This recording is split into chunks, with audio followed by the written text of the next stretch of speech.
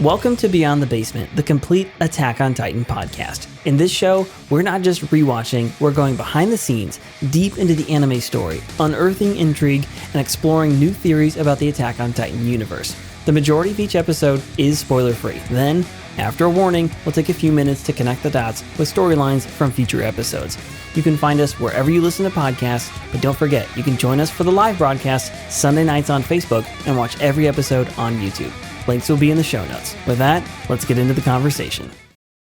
Oh, yeah, we got to plink him, dude. Yep, plastic, all of it. To the Beyond the Basement. Welcome. Hi. The complete Attack on Titan podcast. This is starting out to be such a great episode. You guys love how much time we don't waste on this show. I understand that's a value for our viewers and listeners. So welcome to Beyond the Basement, episode 8. What's the name of this episode? His heartbeat. Yeah. Hearing the heartbeat. Hearing the heartbeat. Or hearing his heartbeat. We've officially noticed, since we are subbers ourselves, we've officially noticed that the episode names even change between the subs and the dubs. Mm-hmm. It's interesting how translation works. Yeah. Anyway, so episode 8, this is the big reveal. Okay, this is where we find out. I'm just going to say this on the front end so we can call him this during this episode, because if you're watching this, don't listen to what I'm about to say is technically a spoiler unless you have already watched episode 8. So turn this off right now because otherwise I'm spoiling this for you. But the Rampaging Titan indeed is Eren. Okay. Yeah. That's the big reveal for this episode. Dun, dun, dun. So this episode starts off with a kind of just a rehash of Mikasa throwing Armin's blade away and being like, I'm not leaving you. And then we get to they kind of start making a plan to escape, and then Armin's like, no, like, this is not good, like, I'm gonna cause more people to die. And this Rampaging Titan is going on behind him, the one that was saved Mikasa, and they're like, wait a second, Armin has this crazy idea of like, wait, what if we help this Titan out, because he's clearly not interested in us, and then maybe he'll follow us to is it a barracks or the library? I can't remember what they call it. I believe it's the headquarters. They call it HQ, right? HQ. And so it seems like the top part is a library, and then the bottom part is where the supplies are. So their plan is to lead this Rampaging Titan to the headquarters, and then it cuts to Jean. What do the dubbers call him? I wonder. We're gonna have to watch Jean, I believe. But they call him Jean? I'm pretty sure. The subbers call him Jean. Jean. Okay. Yeah. Well, at any rate, so we cut to him. He's still kind of like frozen, but he realizes while these Titans are eating some of his friends, that the remaining troops have a chance if they get up and go now, because these Titans are kind of distracted. So they decide to do that. They make it. They make it all the way to headquarters, bust in these windows, find some cowards there who weren't doing their jobs, getting people gas and causing people to die, which is horrible. They get the punches they deserve. Then there's so many people crowded because the rest of the troops all kind of show up, as many as make it there alive. And one of the great screen captures of Attack on Titan happens in this episode, because they break in and then the Titans like smell them apparently and smash in the walls with their face. They probably hear them too. Hey, you guys! Yeah.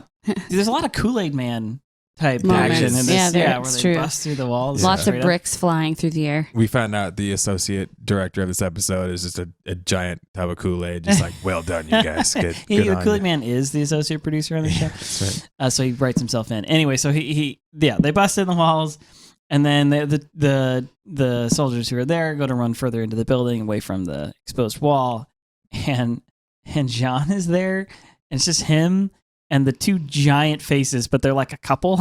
It's like a man and a woman. So the man and woman are kind of happy to see him too. And they have like incredibly creepy smiles. So that happens.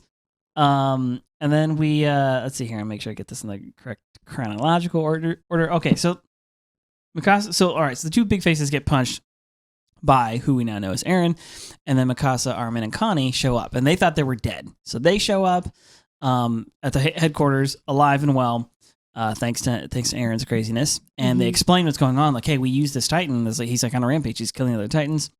And then they formulate a plan. All of the cadets. All of the soldiers who are there formulate a plan to get into the basement of the headquarters, which is currently overrun by smaller Titans. And Armin kind of formulates his plan, uses some guns that they find, kind of comes up with a strategy to shoot these Titans in the eye and then have people jump down from the rafters and cut them where they're vulnerable, the nape of the neck. They succeed. It works out. And another hilarious moment with Sasha happens.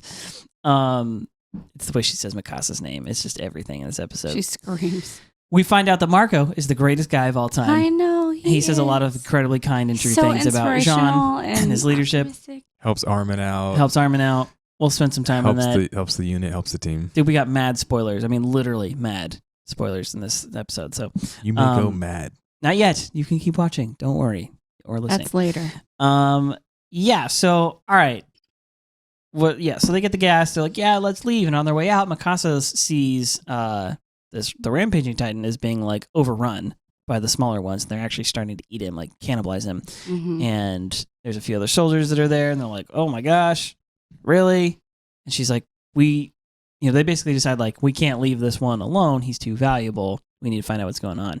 And right about the time they decide that, Eren freaking busts a big fat move, which he does frequently in Titan form, and freaking wait, how does he get his arms ripped off? I can't really remember. His arms come off. The They were other Titans gnawing on are him. holding on to him, and when he sees that other Titan, he like bursts forth. rips both of his arms out of there, They're gnawing on his arms, so he rips his own arms off apparently, and then bites that one in the back Yeah. of the neck because it's the one who killed Thomas.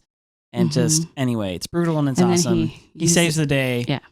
Kills them all, and then falls face first, and then because he cracks his own rib Yeah, he cage in cracks the his rib cage. process. He like bites the guy so hard that he's like breaking his own ribs. Yeah, you see the full intensity of Eren on display. Once you realize, like, usually this is the episode. I think I was putting the pieces together this episode. I was like, wait, I think this Titan might actually be Eren, but maybe not. I didn't quite have it together myself. But once you start to figure that out, you're like, oh, it just makes so much sense. So anyway, so he gnaws the other ones to death, and then falls over himself, and then we discover that it's Eren, and Mikasa cries, which will probably never happen Her again. eyes out. Finally, all the emotion comes out. It's a big moment. And then the last we see, I think the last scene is the cut where they're on top of the wall, and They made it out. They're safe and sound. Eren's alive. Yeah, they look around, they look down at the dead Titans, and they're like, Eren did this? Question mark. What the heck? Yeah. Oh, and they realize that his arm and his leg, which had been previously bitten off, have mysteriously grown back. Well, I think mainly Armin realizes that. Armin. That Armin was internal monologue, I think. Okay, so that's a recap of the episode. Let's jump in on the end of the Small Blade, his previous episode, I'm pretty sure, right? Yeah. End of Small Blade, we kind of get that cut again where I like that they re-emphasize this actually, because Mikasa's like, Armin, I'm not leaving you behind. Yeah. I've already lost my friend. Now I'm not gonna. Yeah, I've lost my home. I'm not going to lose you too. So then they start to formulate this plan. Basically, the original plan is like, okay, well, we got a good distraction. Let's try and run. But they know that they're still out of gas. Like, this is not probably going to be a successful escape, even with Mikasa having just been saved by this rampaging Titan. And so Connie and Mikasa are like, yep, let's go. We're going to carry you. We're going to find a way to do this. And on their way out, or on their way across this roof, Armin's like, wait, I know this is a crazy plan. This actually relies basically on just you two guys. So you don't have to if you don't want to. But what if we help Mr. Rampage over here with the two Titans he's dealing with? He'll probably automatically be drawn. He'll come with us, essentially, and help us out to get to the headquarters. And if we do it that way, we can probably make it there safely. Yeah, And Armin's got this thing going on where he says, as they're about to try to flee, before he comes with his idea, he says, enough people have died in my account, like they're just going to go die. I can't let this happen again. And he's realizing that, he might not have the strength like Mikasa does. He might not have the courage like Eren does, but what he does have is a brain. He Big can brains. think, he strategizes, he plans, and he's going to double down on his strength right now. And he's going to say, wait a second, before you guys throw your lives away from me, I've watched too many people die because I've been cowardly. I'm going to at least tell you there might be a better way. There might be a better plan. yeah, and this, I mean, we've already seen some of this from Armin. I know we've talked about it so far on the show that he's like this incredibly clever and intelligent young man, and that really is his strength.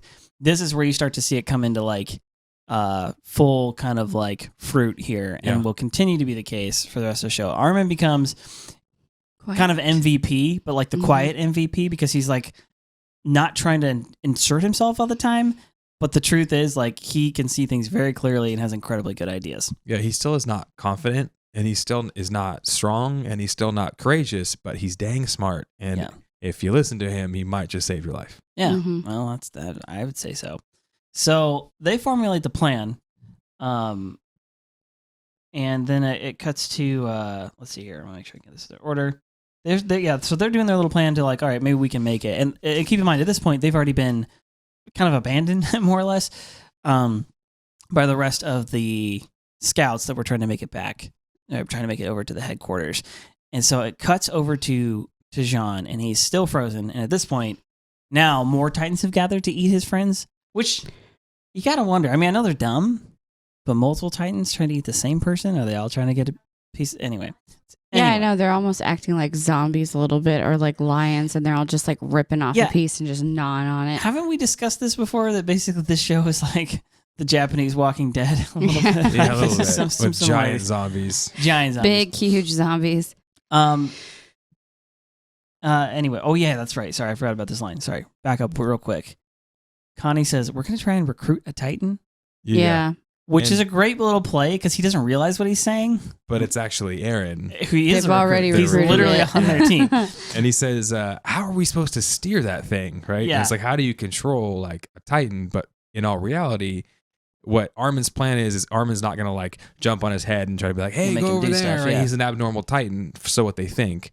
Instead, what he's going to try to do is he's going to try to take out the Titans because it seems like this guy just wants to kill Titans. He's drawn to wherever the Titans are. Yeah, and by the end of the episode, we'll know that it's Eren. It's Eren's like undying desire to kill every Titan that's steering him. Mm-hmm. So if they kill the Titans and help him out a little bit, he'll just keep working his way towards the Titans, which are at the HQ. And he keeps looking in that direction too. I noticed that a couple of times. Kind of like looks up towards the mountain. He looks at the ones crawling on the building, and he like, rah! I must go there. I must murder them. Mm-hmm. Yeah, so that's kind of their plan. But like I said, that the three of them are a ways behind, so I don't even know if they know what's at this. Like, they might be far enough apart from Jean and the rest of the group that like they're like, all right, well, we're gonna do our best. Who knows if the other guys made it? So when it cuts to Jean, he's like, wait, they're all distracted. All these Titans are distracted. This is our moment. Like, we should go.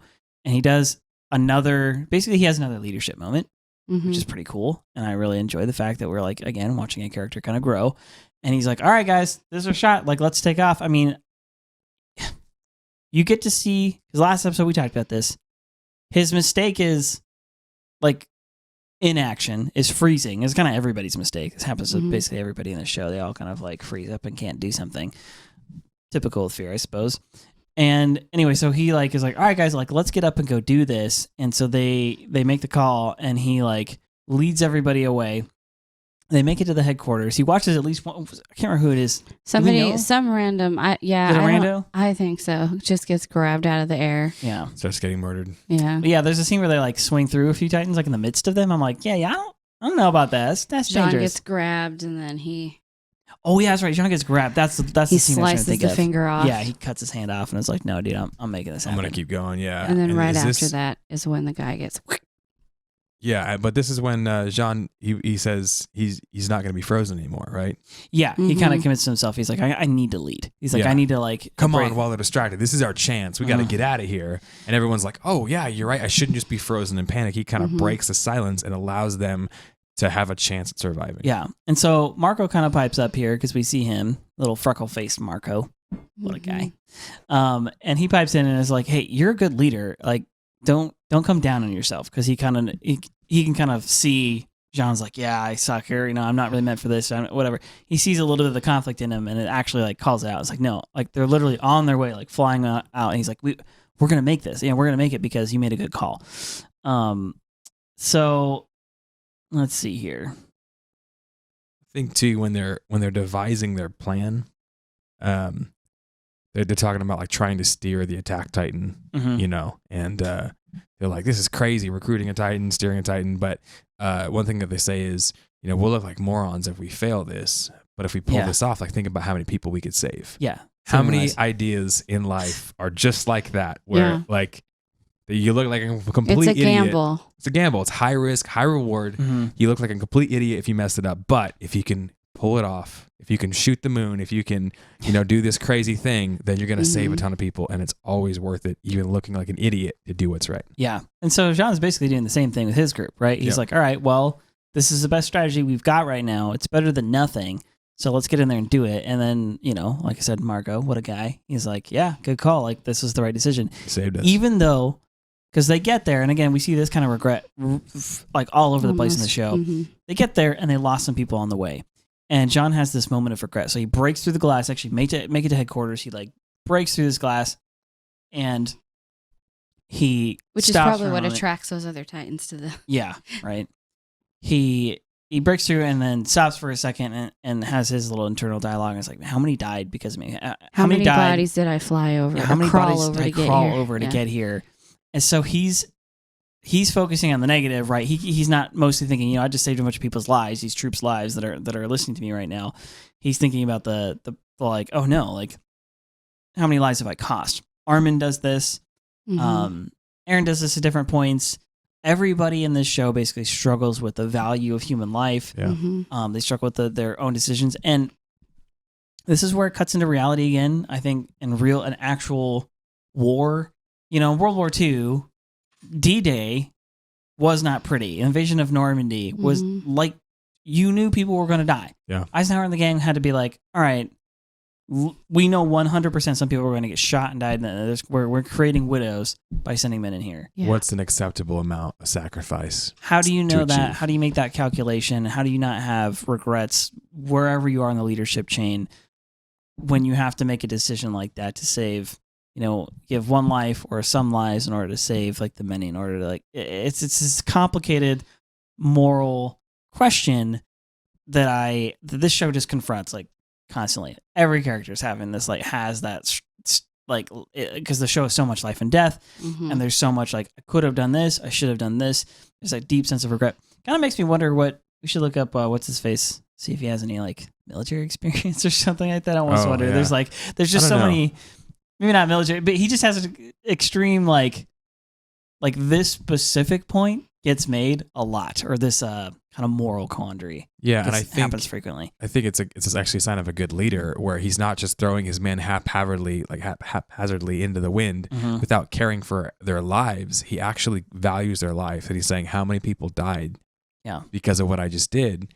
But on the flip side, how many people again lived because of what he just did? Right. Marco confirms that. Yep. And so every good leader has to have a thought in your mind about the value of the people you're leading. If you don't value them, then you actually won't take good action. If you value them too much and you're afraid of everything, you won't take good action, right? So it's like this kind of the balance of valuing every single person and then also taking action to save the most amount of lives to get the job done. Mm-hmm.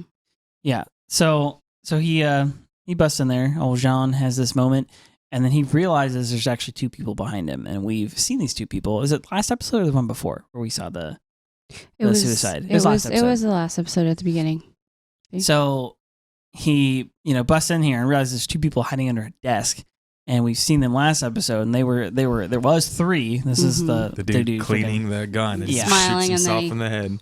And they are cowering under a table, crying, and John is turns, sees them, and instantly starts to go. He doesn't recognize them. He's like, "Wait, were you the one supposed to be supplying us?" And they're like, "Yeah." And he freaking lifts them up. Just right hook. Let's go. Wrecks this kid again.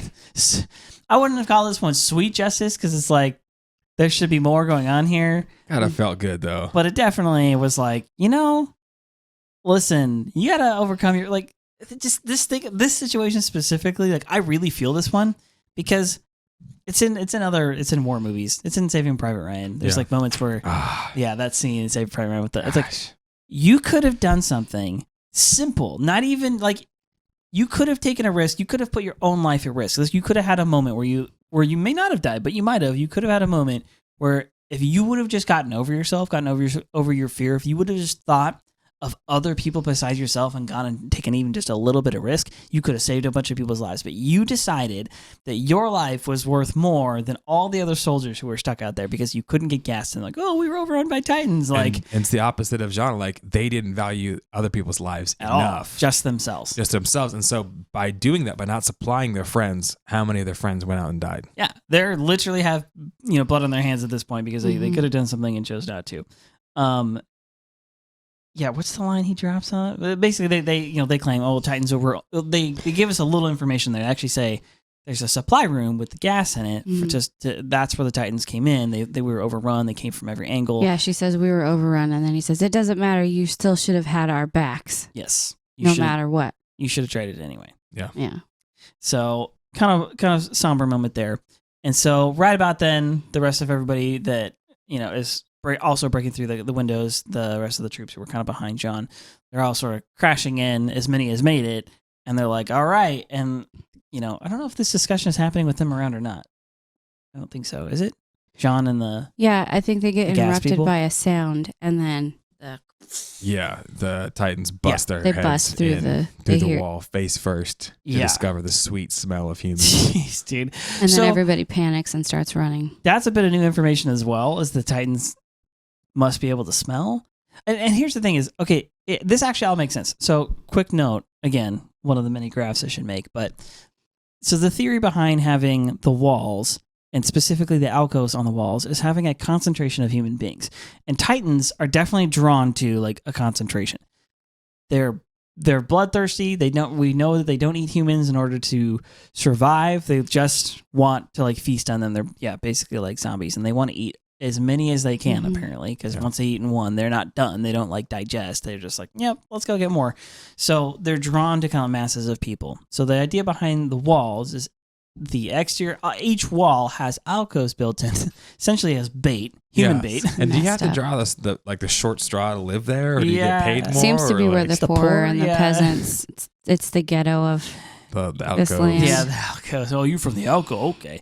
But this is basically building on that same principle. This is why I keep calling this show sci-fi, because in sci-fi, what makes it a sci-fi, the difference between fantasy and sci-fi is that in sci-fi, they build a world with rules in it, with science-like rules. Yeah. And then operate within those rules, which, helps you understand, it gives context and so on and so forth. So one of the rules, part of the science of this show is that Titans are drawn to these masses of people. So it turns out maybe it's through smell.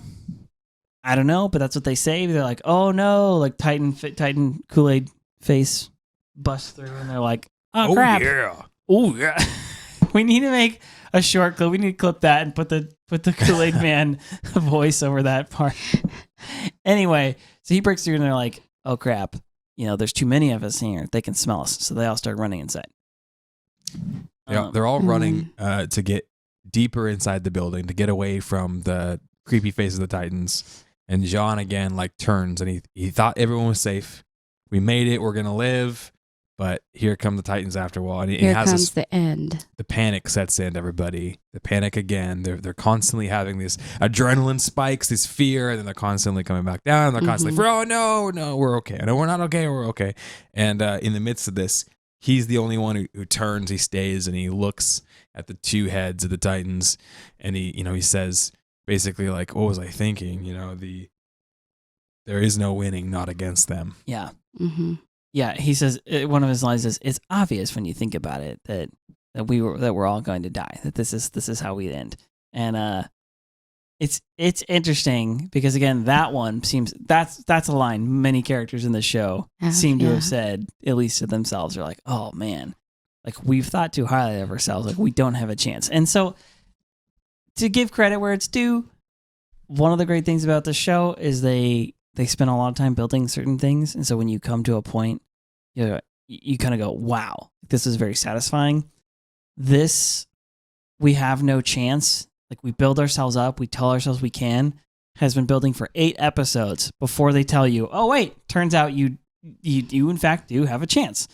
You have a new weapon. You have Eren, who seems to have this power of becoming a Titan. Mm-hmm. And but being cognitive and like having he's had a fighting stance and he's throwing hooks and he's taking people down. Training, obviously. Yeah, right in this scene where all seems lost, these two Titans are imposing. They've broken through again, just like the walls, like time and time again.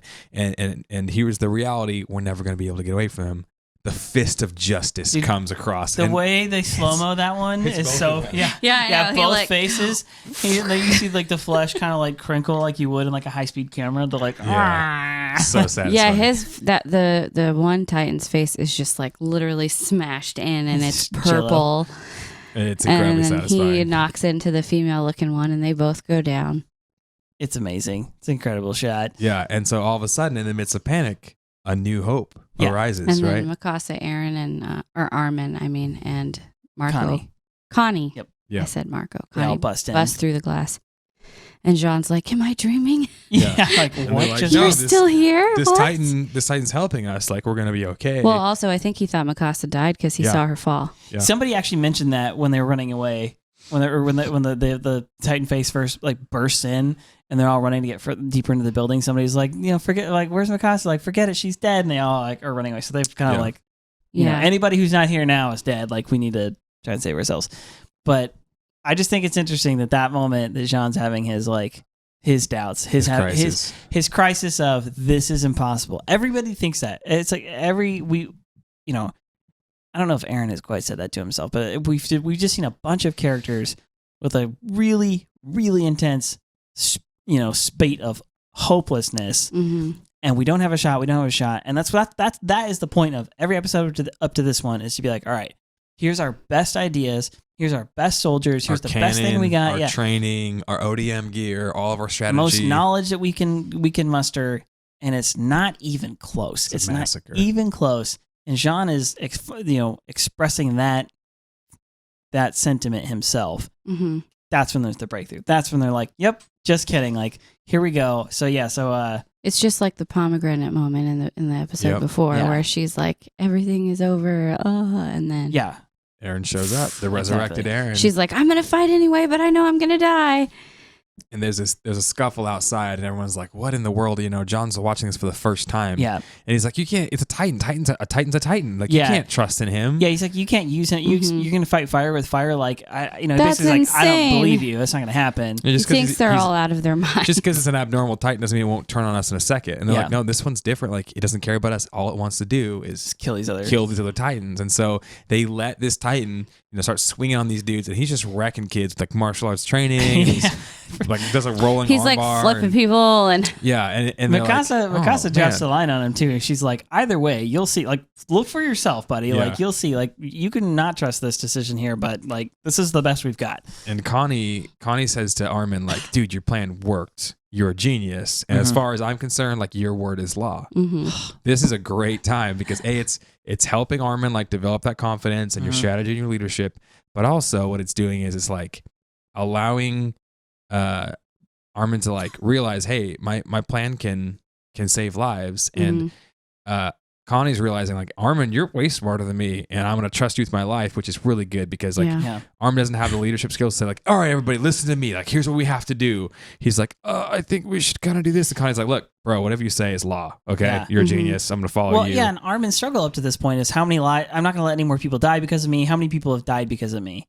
Specifically the pain over having lost Eren. But he really is like, I don't want anyone else to die on my account. I don't want to be away. Like that's his insecurity. And Connie basically unknowingly speaks right to him. It's like, look how many lives you saved. Yeah. Again, it's all perspective. Yeah. Like, was this, oh my gosh, a bunch of people died because of me? Or, oh my gosh, like a bunch of people were saved because of my ideas. So thanks, Armin. It's pretty cool. During this, there's a infographic. Yeah, I don't know what to call those little cuts. Not infomercial.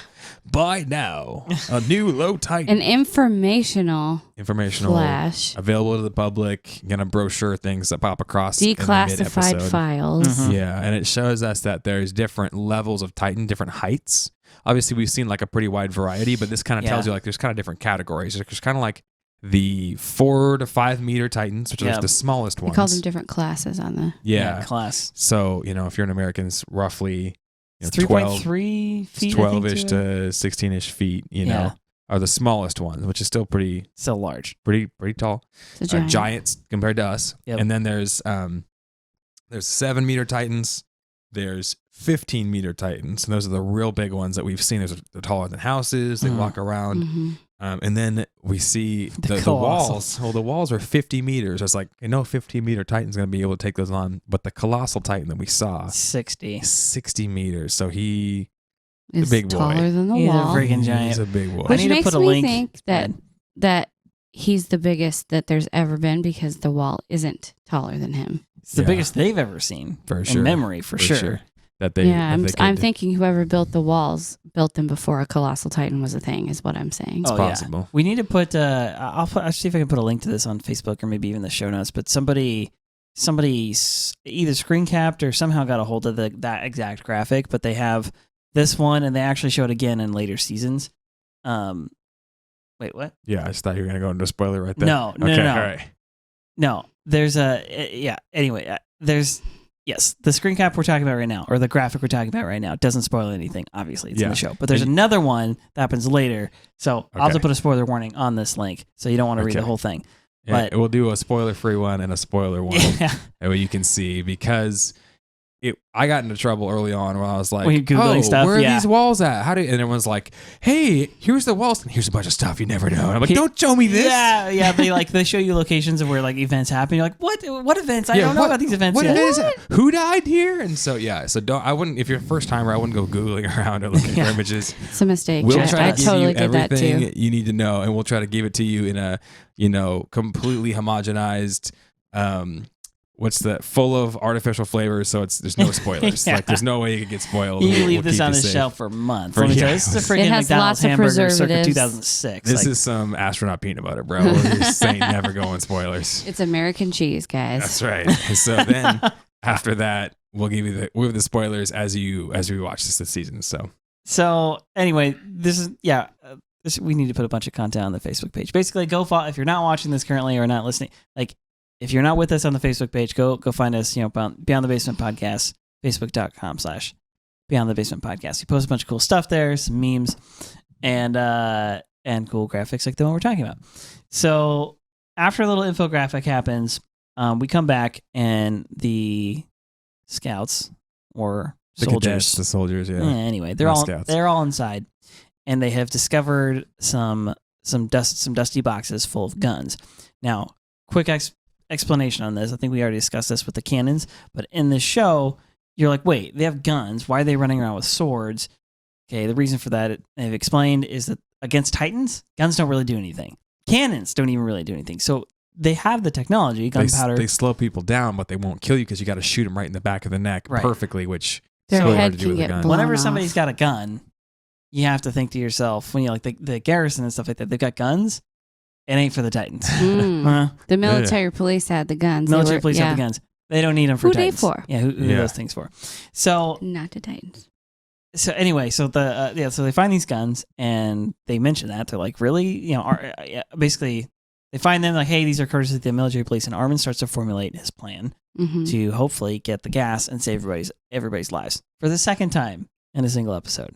Thank you, Armin. Already shown up. Connie's already like, bro, let's go. Let's do this. Whatever you say is law, my friend. Yeah. So you want to go over the plan? Yeah. Okay. So the plan is essentially, they're trying to get in to get more gas. If everybody gets gas, they can fill up their gas. They can use their ODM gear because mobility is freedom, and they can get over the wall away from the Titans. Right. Everyone can survive. Yep.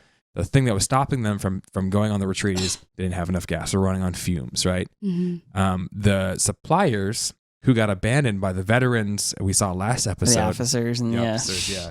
What was stopping them from being able to go get more gas was there was 7 4-meter Titans that were able to get in through the entrance of the HQ, and they were they're kind of standing guard, not knowing the Titans were able to kind of get into where all the gas containers were. So there's this elevator that'll drop down, and Armin's master plan is we'll fit all of us that we can with guns inside the elevator as bait.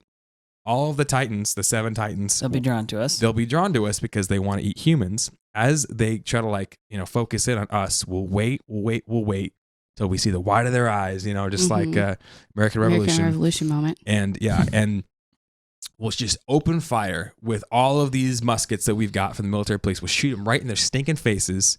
It won't kill them, but it will blind them and disorient them long enough for 7 specific warriors, 7 of the most talented of us, to jump down, do the orange slice, kill these titans, so everybody can get in. Let's go. But look, their ODM gear is not going to work because they don't have any gas left, right? Mm-hmm. So they can't do it with ODM gear. They got to just jump down, free fall. Free fall. And they better not miss.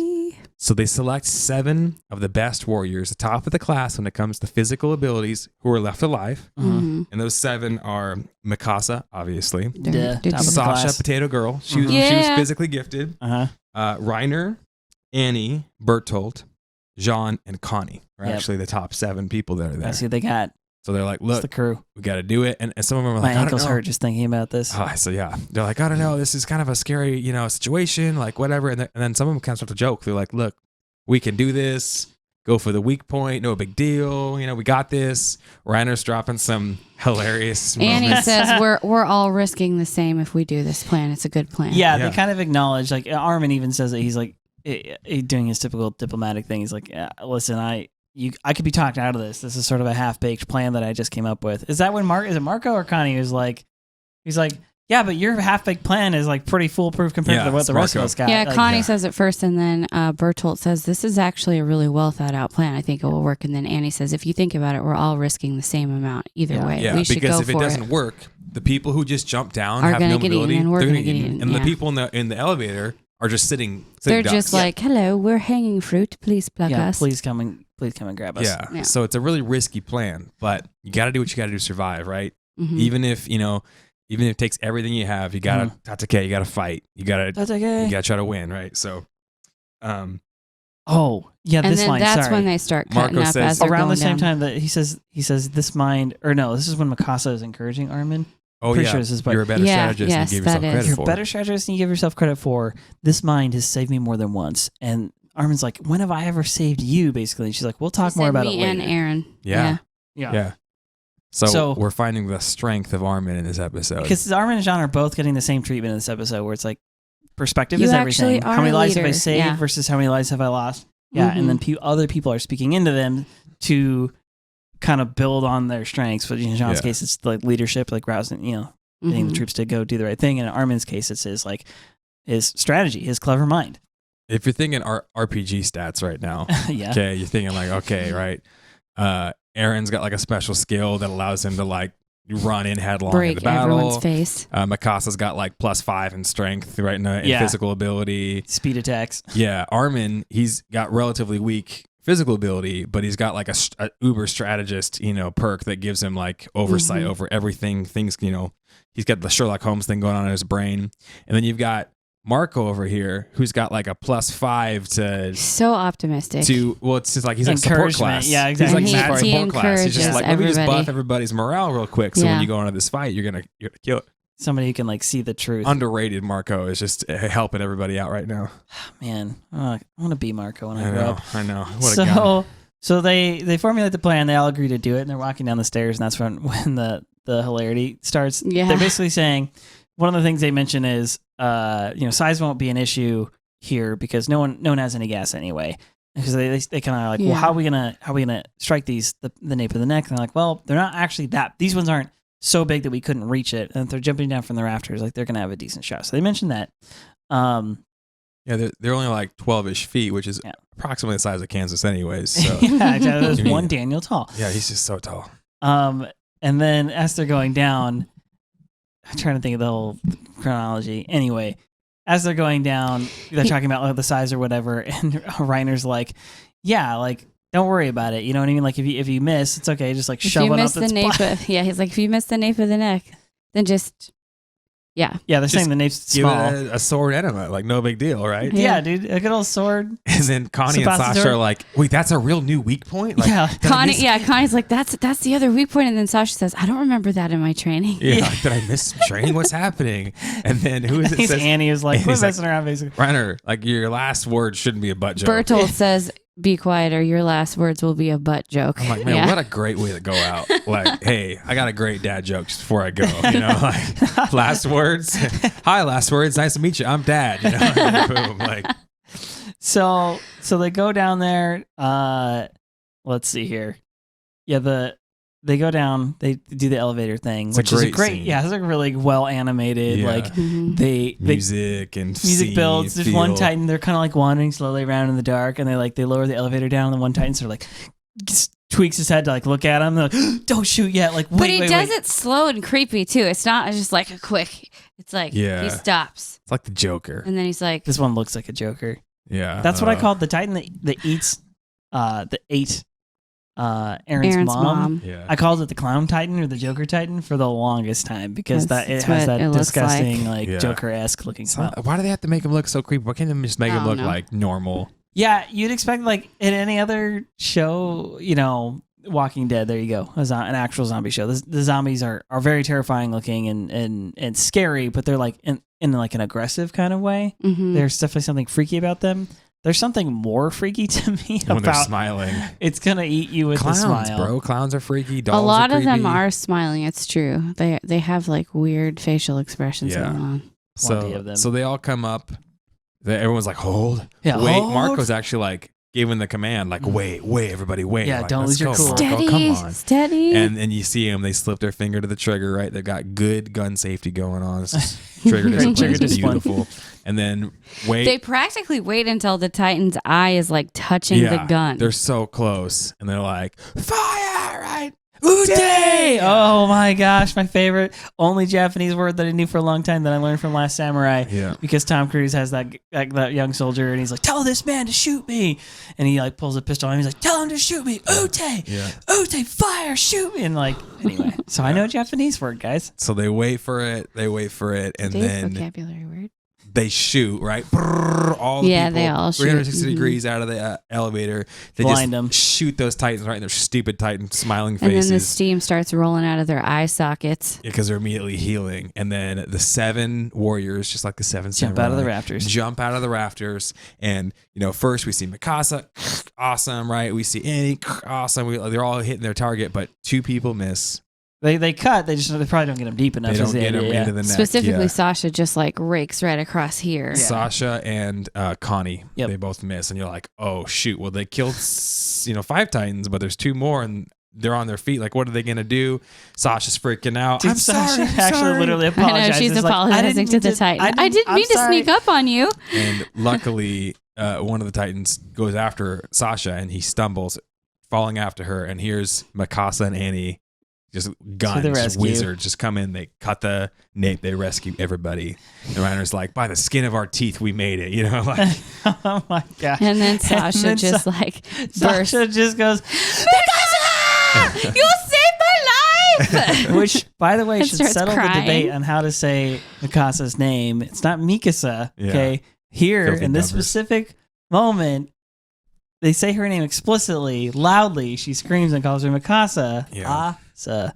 And anyway, it's just really hilarious because Sasha's definitely the funniest. Like, she's like, kind of has her badass moments, but she's mostly just So emotive and hilarious. She is a teenage girl Yeah. with Yeah. a knife With that's the- really big. 2 big knives. Don't get in the way of her in Chipotle or something. I don't know. So they win. The plan was The plan successful. works. The yeah. plan works. They win killed the day. It doesn't go Titans. 100%, but ultimately it works. Again, Nobody died. yeah. 0 casualties. Armin comes through again with strategy. They get to the gas. They start Everyone filling up has, tanks. Replenish their supplies. Chatting and not among just the themselves. supplies, but their morale is replenished too. Yeah, They're like, hey, we might live. We're gonna live. We got our mobility back. We overcame all these odds. We have a chance. Yeah. And they're saying like, well, thanks to the attack Titan, like all of this, thanks to this berserk dude who's out Yeah. there, killing everybody, who we now know is Eren. We're gonna survive this. Like, if it wasn't for him, we would have been dead. Mhm. Right. And they're kind of seeing him like just get mauled by several Titans, and they're like, wow, like it's Well, pretty there's awesome. also, before that though, when they're replenishing their supplies, that's when Marco Yeah, I was and gonna say. John have their moment. Oh yeah, Marco's- Can't miss Marco's that. That's good Actual big stuff moment right there. is right here. They're filling up their gear, and John says, "The way you talked to me earlier, don't ever talk to me like that again. Yeah, don't call me a leader and like, yeah. When you help called me me, out. Don't don't, encourage me. yeah, Yeah. bro, ever say that encourage stuff to me ever again." Yeah, that gets to him too much. I think he's like, it's too real. Like, don't even say that. And Marco hits him back with like, no, man, I think you're a good leader. Don't take this the wrong way, but I think you're a good leader not because you're strong. Yeah. you're a good leader because you're weak like the rest of us. Yeah, because he says, because you know what it's like to be weak. You know what it's like to be weak. You're scared out of your mind, just he like says, everybody else. You're one of us. You're scared like we are. And dang, that line hits. But you still fight. Yeah. You're scared stiff, and yet you still you find a way to break through the silence and to encourage everybody else who can relate to you. If you got Superman, like for the longest time, I hated Superman as a hero because no it's weakness, no real weakness.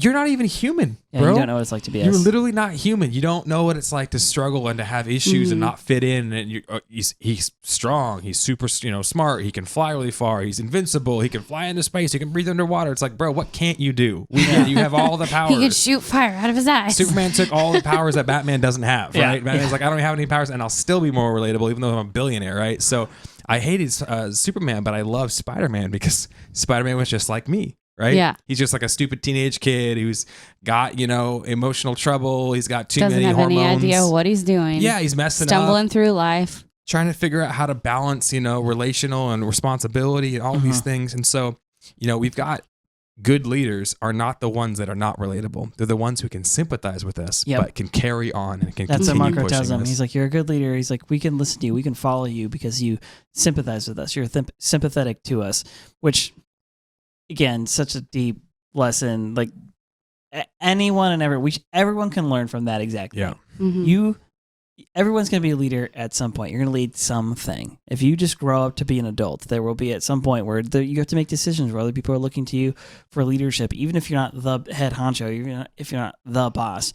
But the way to lead is literally spelled out right here, which is essentially be humble, sympathize, empathize with the people that are around you. Don't let your feelings and your emotions and your fear, whatever, everyone hates this phrase, fake it till you make it. And in most scenarios, that's actually true. But I'm telling you, when it comes to leadership, especially in emergency situations like this, the fake it till you make it is the actual answer. It's put your, what's really being, when I say that, what I really mean is put aside your own feelings and your own emotions, your own fears. Don't show it, because what you're trying to do is provide something that's invaluable to the people that are underneath you, which is, I sympathize. I know what it's like to be weak. I'm gonna press forward anyway. I'm gonna do this anyway. I'm gonna take command of the situation. This really sucks, and everything is really hard, but it doesn't matter. We still have to keep moving. Yeah. It's like you can't let your emotions get to you. You have to do what's right regardless of the situation. And when you do that, you inspire so many other people to do the right thing. So good leadership, it's being humble, it's being aware of your limitations. It's not, having this disregard for human life. It's not being insanely reckless. It's thinking about the value of others. It's thinking about your own abilities and just doing whatever you can do to push forward to help everybody else out. Yeah. When you do that, it inspires, right? And in a world of everybody freaking out and everyone being panicked and being scared, where your friends are dying, in that world, be a Marco, right? Marco is not the great leader, and Marco is not the most courageous, but Marco has a gift, and we all have that gift. He's an encourager. We can He's encourage the light people. in the dark. I mean, in every episode so far that he speaks up, he's like, it's super dark, and then Marco's this bright light. Our words are powerful. Yeah. And even if you're not the strongest, you're not the smartest, you've never been the best at anything, your words matter. Your words can actually impact people's lives. Yeah. And even if you can't necessarily lead the charge yourself, maybe you can impact the person who can lead the charge. Maybe you can impact the person who can make the difference. Sure. Yeah. And that's just as valuable, if not, more valuable, because you're inspiring others. You're doing everything you can to help others. Yeah, it's pointing out seeing what you've done right, which Marco's been that guy this episode for Jean specifically.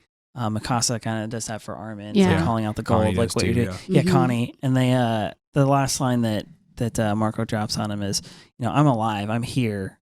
He says, You're why I can say this right now. I can encourage you right now because you saved our lives. Essentially, you made the good call. I kind of feel like Marco and Mikasa are her and Joshua holding up Moses' arms during the battle, supporting the leader. They're carrying the leader on. Yeah. Well, I was thinking it just jumps right into Carry Hebrews. Each other.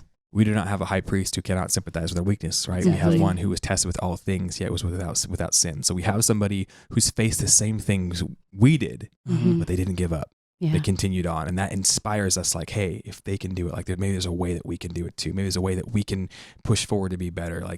we have these heroes in our society. We have these people, these Pattons or these Abraham Lincolns or, whoever it is, right? These heroes that in the midst of hardship, like stood up and did something right. And that inspires us all to keep moving forward and to do whatever we can do that's right as well. Yeah. So big moment, definitely a lot of like value in what Marco's saying here. And again, like if you have any any kind of basic knowledge of Christianity, this is one of the big things in Christianity is that Jesus comes and takes on, he's God, but he becomes a man. He knows what it's like to be weak. And that's actually his sympathy is how he leads. It is his leadership. So pretty amazing point there. So then we kind of now we get to the big reveal. Now we get to the final, like, all right, this episode's crazy. It's just if you were having these suspicions, they are now confirmed. Yes. We walk outside. And they're making their escape right now because they've got the Everyone's gas. running off. Everybody's going but to the next Mikasa's like jumps up on a roof and is like watching this rampagey Titan, and he's like getting all eaten up, kind of overrun. He's by the small become giants. Overwhelmed by too many Titans. There's too many, and he goes hard. Goes hard in the paint and loses. They show right before they all go down into the building, like he screams, and they're all walking towards him. Yeah, they're like so they kind of like let you know that they're coming eating for one him. Of their own. Yeah, so they mentioned. I think it's an interesting point. It was John or somebody's like, oh gosh, they're eating like it's cannibalizing. Yeah, they're cannibals. It's weird. It's the first time they've seen Titans eat something other than people. Yeah. Right? Because up until now, they've never done that. But also, we see there's a few of them left, right? Like most people are left. It's like Annie and it's Connie. I think it's Armin and Mikasa and Reiner and Bertolt and John. And Annie and John. Yeah, they're all there. And they're like, Mikasa, like, let's go. We're free. Because of him, we're free. And she's like, yeah, I know, but I thought he'd be the one to tip the tide. Yeah, I thought he would give us a ray of hope. He'd give it, exactly. They're looking for that new hope, right? And they say, having an abnormal Titan on our side could have broken the cycle. And the cycle of perpetually cowering and being afraid and running, being livestock. No, having a weapon like this on your side could have helped in the war. Learning about, having some hope, breaking out. Something like this could have been great. And right when they see that, they kind of see him go down a little bit. Yeah, and then Annie and them, I think it's Annie's the one who's like, you know what, you're right. Mikasa's kind of hinting that she wants to try to save him because the Titans that are on him are all pretty small. Yeah. And they could take him out. They've got gas now. They've got gas. They might be able to do something about it. And Annie I think Annie and Reiner both chime in and are like, yeah, you're right. Like, this could be invaluable. This could be an incredible weapon. Yeah. This could be, like, what you're saying is correct. Why would we just shouldn't just leave this opportunity behind. Let's go save him. And right when that happens, we see another abnormal Titan. It's the one that killed Thomas. It's a 15-meter one, too. Yeah, the one that jumps and like smashed into that bell tower a few episodes ago. Killed Chops, and we hate him for that because he killed our boy Thomas. Oh, dude. And she's like, and Armin's like, it's the abnormal one that killed Thomas. And right when that happens, Eren like rips off both of his arms because they're being eaten and jumps at this. Flings his body right at him and bites his nape of his neck. Deep. Like, I don't even have any arms. I'll kill you with my teeth, bro. He's Black Knighting it right now. I'll bite your legs off. Right? Then he uses the body of the Titan he's like grabbed hold of and starts beating the other Titans with as his ribs are like breaking and under the pressure. Yeah, he's breaking his body. His will is like so intense to kill every last Titan. He'll use his own body as a weapon to beat other Titans with. He'll use another Titan, right? He's plucking enemies from his literally ground smashing and he's beating them other with enemies the other Titan's body. Right? He's straight up Super Mario 2 right now. And then he's victorious. Yeah, this whole scene, like the way this whole thing plays out, there's not a lot of dialogue and it doesn't need it because like the fight is amazing. Really quick. One of the lines Annie drops is that this Titan, this rampaging Titan, clearly would be better than cannons. Yeah. Have you ever seen what she says? Having an ally like that could be invaluable. I'm trying to find the line. Cannon has nothing on a Titan who likes to rip others apart. Cannon has nothing. Has nothing. Especially on a one Titan that goes like after his own kind. Yeah. Yeah. So then it all plays out in front of us. We watch the whole thing. You don't need a lot of dialogue. Yeah. So he gives his final shout. Eren does. Well, we don't know he's Eren yet, but he's in Titan form, whatever. He gives his final, arms are off, and just face plants. He's done. He done. used up 100% of his ability. He's also out of gas presently. Yeah. And steam starts rising off of him. Steam happens, and like I can't remember. Somebody says to Mikasa, like, "What were you just saying this then? I think your point might be moot. Like, yeah, it's just dead. I think it like, was it Connie said, "Well, I think this point is moot now," which makes me think of the '80s song, the Jesse's Girl. Yeah. Anyway, sorry. Whenever I hear the word moot, that's what a strange way to work a song lyric in. Well, it's '80s, bro. That's what happened then. Anyway, so the steam starts to rise, and the camera sort of zooms in. We zoom in on. They notice something strange going on. Yeah. Weirdly with this enough, Titan. In the back of the neck of this Titan, what looks like a person kind of opens up. It is, and we see Eren this. Yeager. Yeah, we see Eren start to like pull himself out, and he's like attached by the face and the arms by these weird ligaments and stuff like that, and like tentacle things. Up. No real eyes to be seen. But Mikasa, this is one of the best scenes in this show. Like Mikasa sees this and just like. Doesn't, again, no dialogue, doesn't say or ask anything, herself just, off like, the roof. Jumps down there to go see him and like embraces him and then just he's like about to fall over because he kind of like lifts up out and he's like, and then he starts to fall right when she gets there and catches him. And then the waterworks begin, and this episode makes me cry. This is 3 in a row, okay? I like teared up a little bit. It got me too. I was like, because she doesn't say anything. It's beautiful, man. She just cries out. She's just absolutely overwhelmed, and like Mikasa, the like trained killer, and she will continue to be that. She's just Don't worry. like, murdered all these Titans, and yeah. She's been holding her emotions in this whole time. And she finally lets the Hoover Dam break. And he's alive. Like home is alive. You have to think of it like she's an orphan. She has been an orphan for a long time. She's lost, her parents, friends. Eren is basically all she has left in this world, and to lose him too is like this incredible, tragedy that she can't even feel because she's still worried about other people's lives, trying to like make it out of this thing alive. And she gets her moment. And if you think about it, Mikasa watched both of the women who raised her murdered in front of her. Yeah. Like, oh dang, she's been through some stuff. She has, and now if you put a gun to her head and you were like, "Hey, what's the one thing you'd wish in all of your life right now?" Well, the thing that she wants most of all, she wants Eren to be alive. Mm-hmm. She wants a way to fight back against the Titans, and she wants Eren to be safe. This is the perfect thing for her. She's got a weapon in Eren, and she doesn't have to worry about him being like in danger because he can take care of himself. He can manhandle 15-meter Titans like they're nothing. Yeah. So it's pretty amazing. Incredible moment. She anime cries and it's beautiful, and it's like she embraces like her home. They do such a good job with it. It's like the world is cruel. Like, the world is cruel. Everything we've just witnessed is cruel and also very beautiful. I just love that line. Eren Yeager crawled through a mile of Titan guts and came out a Titan the other side. There's my reference to So Shawshank Redemption. I know. I was like, that was a Shawshank. So that's kind of all the information we get in this episode. The final scene is they jump up, they up on the walls, and Eren's kind of still passed out. Mikasa's embracing him, and Armin's like, his leg, his arm, but I saw them be eaten. Yeah, Armin's having his internal dialogue, and he's flashing back to watching Eren getting chomped up, and we see the arm is back in the hand, and Armin touches it and is like, oh, he holds Eren's hand, and then he starts crying, and then I cried a little bit then too. I was like, it's something that's interesting because, in certain shows, most anime, somebody loses an arm, like no big deal, right? Like they're going to find a magic potion or a wizard's going to heal him, or they're going to do what, like they're going to have a mechanical, but like in a lot of shows, like you lose an arm, like that's a big deal. That's a big deal, right? And think about like my own personal life would be drastically impacted had I lost an arm, like, oh my gosh. And a leg. And your leg. And so even if like, I remember thinking this when Eren gets eaten, like he lost an arm.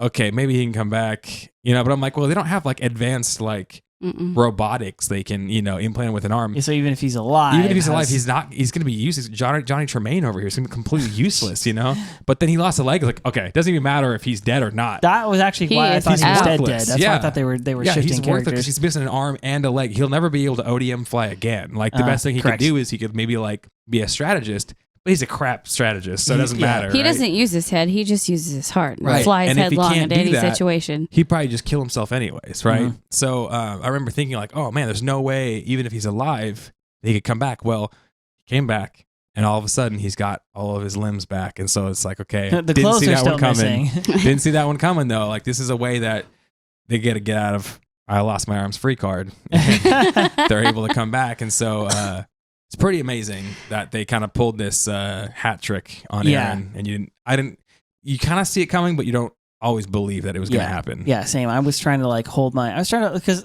me watching this first time, I was trying to hold my judgments to be like, okay, they're just going to like bring it back. Like they do it in a really good way.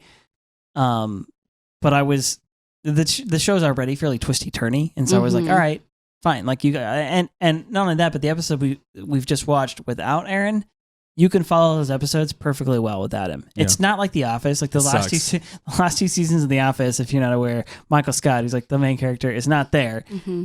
And it's okay. You can but it's like a comedy. It doesn't have the same kind of like rich like story to it, obviously.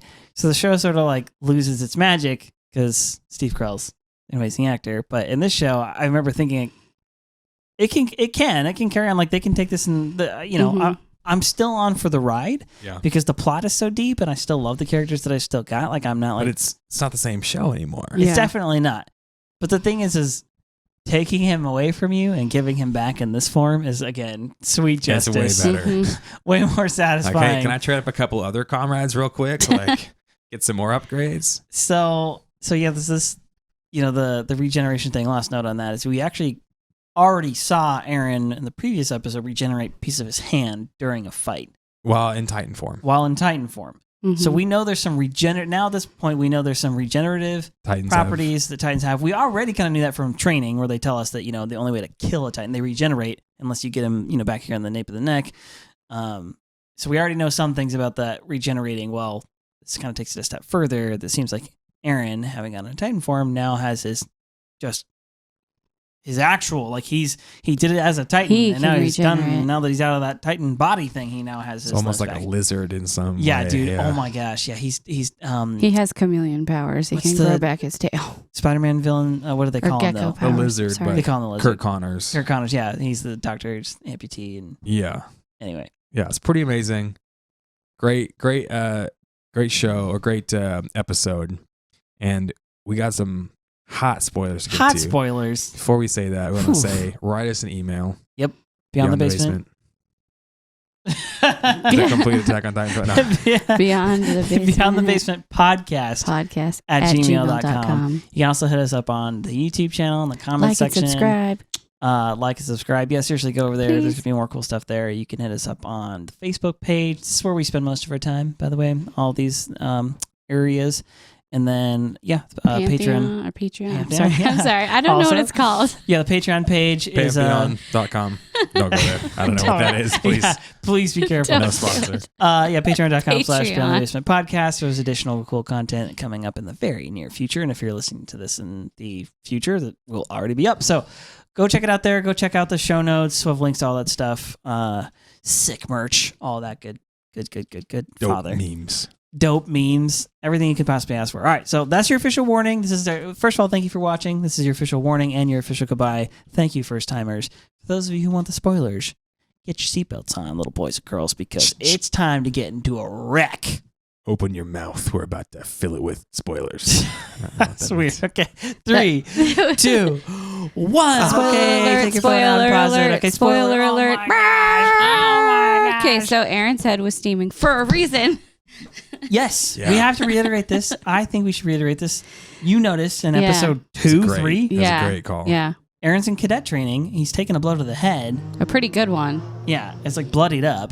And apparently people are racing outside. I guess so. Geez. They're stoked about Eren coming back. Yeah. He whacked his head on the ground so hard, his eyes, went all white like they do in anime when you're unconscious. For some reason, your eyes don't close. You just you lose your entire iris. Anyway, and they were dragging him to the infirmary, and then we see him later in the mess hall, and he's got a bandage around his head, and there's steam coming out of his head. Yeah. So he's had his regenerating properties because he's had his Titan shifter stuff. He just didn't know it. He just didn't know, and he didn't know how to control it. No one's taught him. He hasn't had that realization, and so we don't actually even know the extent of all of Eren's powers. No, we don't. And so as we were watching this last episode and this episode, we keep kind of theorizing about, okay, so he's the coordinate. He has the power of the founding Titan and the power of the attack Titan, both, because he got them both from his dad, from Grisha. And so he seems in this first kind of just outburst of his the first time we see him, he seems to be able to do at least some of little bits his powers, of like all of this. And so last episode I was talking about he kind of roars and causes this other Titan to like roar, and it's all like they're all drawn to him. too. His ability to regen super quickly. It's only what his is fighting prowess. It's only what is it's only what he can access without thinking about it. Yeah, right. It's all instinct. He's all kind of like emotion here, but in a way it's like a good thing. And so we get these little glimpses of each part of his power. And what we're talking about this time is the fact that when he's kind of getting overrun by all the Titans, it's one of two things. It's either that they recognize that there's a human in there and they want to eat that human in case, right? Because dumb Titans want the power. Mm-hmm. They want to go back to being people, and so that's why they eat people, is hoping they eat a shifter. But like they're drawn to him, and we see this later with Annie. Because Annie's the one who lets out the cry and calls them to herself. Yeah, and they tear her apart. Yeah. And so Eren, I don't know if he's intentionally doing that. We don't know if he's communicating exactly, but there's definitely some of that going on. All the Titans are like coming to him. Yeah, and when they're he not bothering. roars, it seems like maybe even though he hasn't realized it, maybe he's communicating to them some way, saying like, "Come fight me, bro," and they're like, "Oh, okay, I have to rip me apart and eat me," because that's what they do when Annie does it. She lets out the same kind of cry, and they come. They come running too. Yeah, it's weird. Yeah, and tear her apart, and then she escapes that way. So the recruit comment, like we're gonna recruit a Titan. Still, I mean, that was not a full like spoiler, but I just love that. That's like, we're gonna recruit him. Like, yeah, he's already already have 4 Titans that are recruits. Yeah. Oh my gosh, dude. Okay. All right. Okay. We'll get there in a second. First of all, Marco. So a second, I knew I liked Marco, but I was like, oh, they let Marco die, you jerks, or whatever. But rewatching this, I'm like, you dude, garbage human scumbag, freaking Marlians. You guys are letting this guy. Marco is like, this episode is. He's a treasure. He's a treasure. He's a national treasure. He's a wonderful human being in every respect. Yeah, he's their friend. He's with them. He's hanging out with them. Beat him up. They took his gear. They let him die. They're his bros, and their betrayal is so much worse. It's and also disgusting. I feel like they really the whole crew needed Marco because of what he was and what he gave them. He's contributing to everybody. He gets taken away from them. It just makes the punishment makes it that much harder. Now, which is why later on Eren loses his crap so much when he finds out. Yeah, I mean, I by season 3, because it'd been actually 3 years. Yeah, in real life time for us to watch this, we kind of forgot. Who Marco was, but rewatching, you're like, Marco is a national treasure, and you let him die. Like, I'm coming on purpose. I have no sympathy for you, Bertholdt. Okay, Annie, go freaking bite a curb, son. Get what you deserve. Jeez. I'm trying to think here. Other spoilers. Well, okay, so the 3 of them, they don't leave when everybody else flees. Yeah, and this is something that we were thinking about. We were thinking about how if Mikasa had just left right then with everybody else, if they all just say, "Hey, we got gas. Let's go. Let's just take off. Let's just take off." If they had all left, that would be a perfect opportunity for Reiner and Annie and Bertholdt just to go in there and slice that person right out of the nape. Out of the nape, capture him, realize it's Eren, and be like, "Oh, you're the Titan in the walls? Okay." Yeah. And they would have just taken him unconscious right back. They could have done it right walls, then. And the show would be over, right? Now, here's the thing: is that we don't actually know what they know at this point. It's pretty obvious that they know he's a shifter, and that they're like, "Oh yeah, he's invaluable. We should try and save him." You're correct, we Mikasa. should stick around, Mikasa. We were totally gonna flee, but since you said that, we're gonna stay here now. Yeah, and so trying to put this all together in my brain here, but basically. I mean, you guys are expecting me to make a big point. It's just not happening. Listen, I'm in processing mode here because I'm still kind of looking at all this going, okay. I just think it's worth noting too, that when Eren kind of pops out of the back of the neck, the faces of all the others are just and the three of them are just like, this is a day at the park. It's totally a normal thing. Yeah. Oh, wow. Somebody was in the nape. Wow. We never saw that one. Yeah. coming. They're so just strange. So stone cold, especially Annie. She just has that same blank expression she always does. And, Marco and Jean, their eyes are twitching and they're just like, what? So something we were discussing earlier is that we'll have to dig into this more when this episode comes around. But we know that the three shifters, Annie, Bertolt, Reiner, they lost somebody along the way, and it was actually Ymir who ate that person. Mm-hmm. We don't know yet. There's actually 5 Titans who are cadets or recruits. Yeah, 5 wow. They're what a class. All the Titan shifters are in the military. They're all in the same class. We're kind of talking about like, okay, how does that pan out? Was he like supposed to be a leader? I'm sure we'll find out more in season 4. If you read the manga, please don't spoil it for me. But I'm just like, I have my own kind of theories about that. But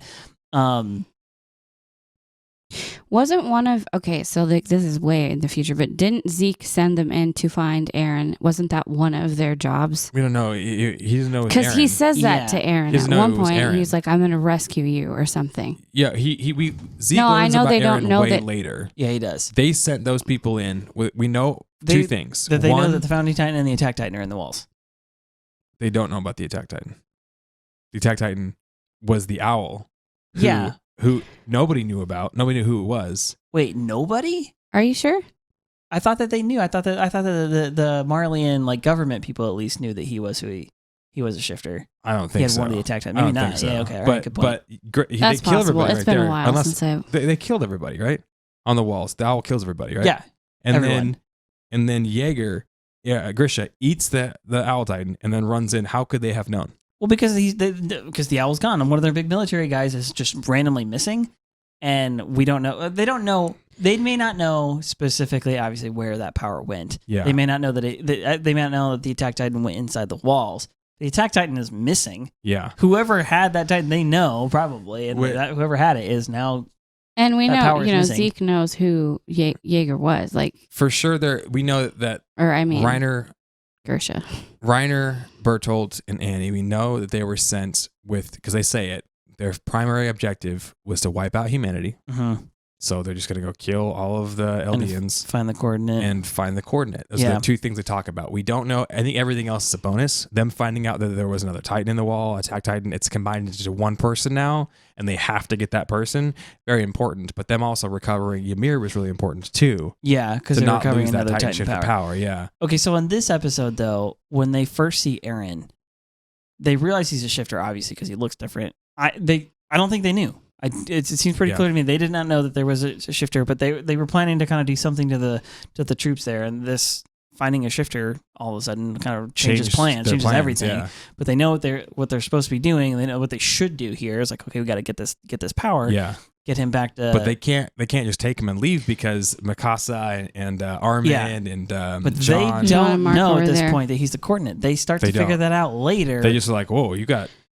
Well, I remember one of them says, "Why did it have to be you, Eren?" Yeah. Like he's irritated about it. But something that's also kind of not really a spoiler, but just an interesting like Easter egg is the fact that Eren and Grisha and Zeke. I mean, their last name is Jaeger. Jaeger, yeah. Right, which is from the German word which means hunter. Right? Is it really? Yeah. I mean, so if you watch Pacific Rim, you're like, oh, the monsters, the kaiju. Are we the hunter? Yeah, the monsters, the kaiju, and the people who fight back, the hunters of the kaiju, the hunters of the great beasts are called Jaegers, right? It's from a German word. So Eren Jaeger, he's supposed to be the hunter, right? Are we the prey or are we the hunters? Well, Eren's a hunter, and he's going to hunt down Titans. And so Grisha was a hunter, right? So kind of last little tidbit here is So Mikasa, I just have to. This maybe was relevant last episode, but this time I feel like she's an Ackerman. We get some tidbits about the Ackermans in season 2 and kind of figure some stuff out, and Levi and Kenny and all that jazz. Does she clearly has a special connection with Eren, such that like she can feel him even though she doesn't know it's him and the Titan, and like restores her like will to live, and so is there some kind of Ackerman connection to like? Is she not an Eldian? Basically, is she not one who can transform into a? Are the Ackermans those who can't transform? They're from a different something entirely different. Are they royal? Yeah, I'm saying like we know they have special abilities, and we don't know. She's freakishly strong. Yeah. So we kind of know the obvious things. So I'm saying in this moment where she can sort of sense Eren, and even has this like almost divine knowledge, like, no, we need to use this one as a weapon. Like he was going to be like a ray of hope. Like we can is the author inferring she's hoping for the best and he's trying to connect the dots in the story, or or is there something like? Does she have some deeper sense? Does she have a deeper sense? Because we just watched the episode, you know, the knife scene, what's the episode called? The World She Saw. The World She Saw. The World She Saw. So we just watched that episode, and like she has something happens. The green lightning goes around her, and it happens again in the. And there's like a shift in her, and she, you know, and it's like there's clearly more than just something emotional going on. It's not the green lightning thing, but like when she's having that moment where she starts fighting back, and she's like, "Why am I fighting?" Yeah, it kind of flashes between her and like her blood cells, like lightning around her blood cells. Right. And something's going on with that. So I'm wondering if there's not some special connection between, not obviously an emotional connection between her and Eren, but now that Eren has Titan shifting powers and specifically founding Titan powers. Yeah.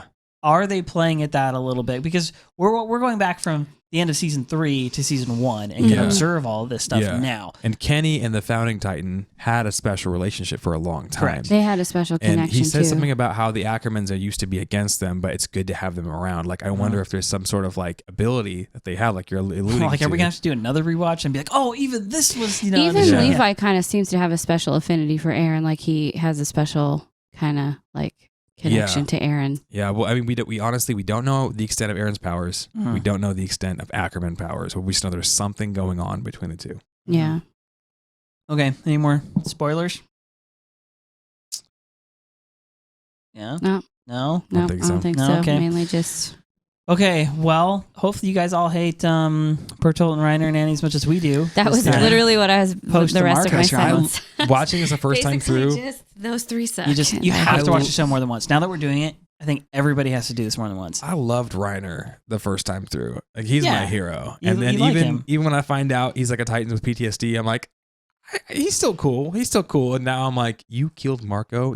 I can never forgive you. He's conflicted, but he's also horrible. God, because he saves his friends too a couple of times. Yeah. So hopefully we'll find more about that in season 4 too. So, all right, guys, email us beyondthebasementpodcast. Gmail. I don't know if we introduced ourselves like we normally do. Yeah, we did. Did we? Okay. Yep. I don't remember. I'm just going to assume that we did. If we didn't, send us an email. beyondthebasementpodcast@gmail.com. Or your fan theories or ideas or something we missed. Yes, Easter please. Eggs. Especially, stuff that we don't know. I'd love to hear from you guys. And YouTube comments, all that jazz. All right. We love you, dudes and dudettes. Thanks for sticking around. We'll see you in the next episode. Goodbye. Peace. Thanks again for watching and listening. If you're enjoying the show, you can leave us a 5-star review on Apple or Spotify. If you're really loving it and you want some extra cool content, you can join our Patreon page over at patreon.com/beyondthebasementpodcast. Check the show notes or our social media pages for links to some really rad Attack on Titan merch. All right, guys. See you next time.